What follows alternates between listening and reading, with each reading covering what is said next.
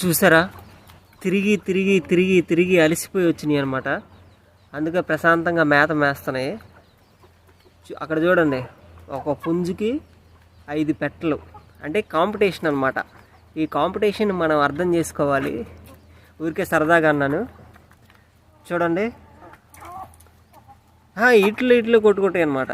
అయితే పుంజు ఆ పెట్టలను ఏమన్నది, కానీ పెట్టలే కాంపిటీషన్. ప్రశాంతంగా అంటే అలసిపోయి వచ్చినాయి సాయంత్రం అయ్యేతలకి.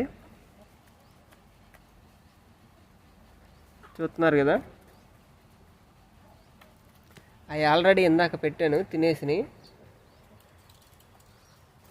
ఈ మాత్రం చూసారా, అది సాక్రిఫైస్ చేసి వెళ్తుంది. సాక్రిఫైస్ కదా, లేదంటే దేనికన్నా ఇదంతా మనకెందుకులే. మీరైతే ప్రశాంతంగా మేత మేయండి అమ్మా చిట్టి తల్లులు.